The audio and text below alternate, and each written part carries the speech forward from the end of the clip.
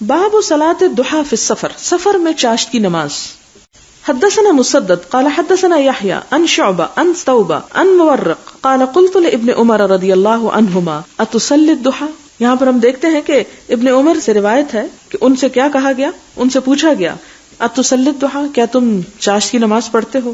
قال لا، کہتے نہیں. قلت فعمر، میں نے پوچھا کہ کیا عمر پڑھتے تھے نہیں تمہارے والد؟ قال لا، کہتے نہیں. قلت فابو بکر، میں نے کہا کہ کیا ابو بکر؟ قال لا، کہتے نہیں. قلت فالنبی صلی اللہ علیہ وسلم، میں نے پوچھا کیا نبی صلی اللہ علیہ وسلم پڑھتے تھے؟ قال لا اخالہ، کہتے نہیں میرا نہیں خیال کہ آپ بھی پڑھتے ہوں.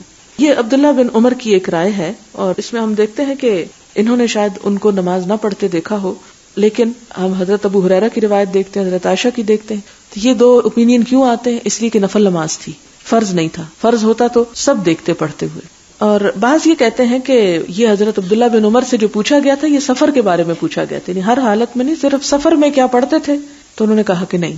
لیکن حضرت ام ہانی کی روایت کیا بتاتی کہ آپ نے فتح مکہ کے موقع پر جب آپ مسافر تھے تو آپ نے پڑھی. اصل میں یہ کہ نفل نماز ہے جس کا اجر بہت زیادہ ہے، جو پڑھے اس کے لیے ثواب ہے، اور جو نہیں پڑھتا اس کے لیے گناہ نہیں ہے کوئی. حدثنا آدم قال حدثنا شعبہ قال حدثنا عمرو بن مرہ قال سمعت عبد الرحمن بن ابی لیلى يقول ما حدثنا احد انه راى النبي صلی اللہ علیہ وسلم يصلي الضحى.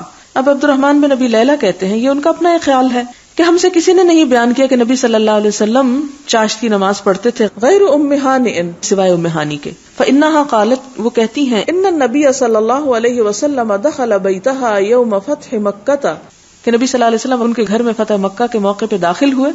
فاغتسل، پھر غسل کیا. وصلى 8 رکعات، اور 8 رکعتیں نماز پڑھی. فلم ارى صلاة قط اخف منها غیر انه يتم الركوع والسجود. تو میں نے اس نماز سے ہلکی نماز کبھی آپ کو نہیں پڑھتے دیکھا تھا، لیکن یہ کہ آپ نے رکوع اور سجدے پورے کیے تھے.